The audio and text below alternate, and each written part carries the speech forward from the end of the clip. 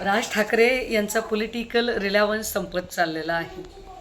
त्यामुळे राज ठाकरे कुणावर बोलतात आणि त्यांच्याकडे कोण जातं याने आता फार महाराष्ट्राच्या राजकारणात उलथापालथ होईल असं वाटत नाही.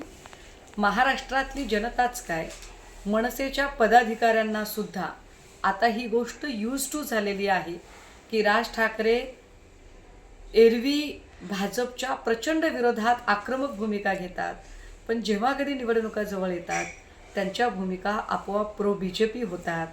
आत्तासुद्धा ज्या काही तुम्ही भेटीगाठी दाखवायचा प्रयत्न करताय त्या सगळ्या पुन्हा एकदा महापालिका इलेक्शन आणि त्या सगळ्या संबंधाने असू शकतात, हरकत नाही.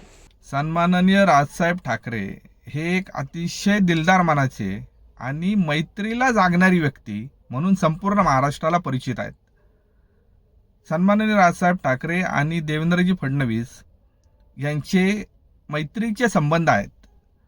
त्याच माध्यमातून आज देवेंद्रजी फडणवीस यांनी सन्माननीय राजसाहेब ठाकरे यांची एक सदिच्छा भेट घेतली. पण ही भेट बघून नेहमीप्रमाणे सुषमा अंधारेंसारख्या लोकांच्या पोटात जळजळ मळमळ सुरू झाली. कारण मैत्रीच्या संबंधातून कुणीतरी दोघं सदिच्छा भेटीने भेटू शकतात याच्यावरच कदाचित यांचा विश्वास नसावा.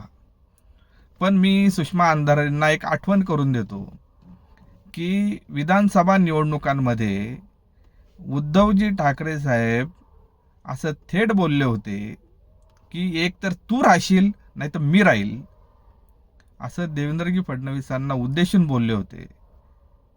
त्यानंतर जे देवेंद्रजी फडणवीस साहेब राहिले त्यांची भेट घेण्यासाठी आदित्यजी ठाकरे साधारण 3 वेळा आणि स्वतः उद्धवजी ठाकरे देवेंद्रजी फडणवीसांना भेटण्यासाठी स्वतः गेले होते, हे कदाचित तुम्हाला आठवत नसेल.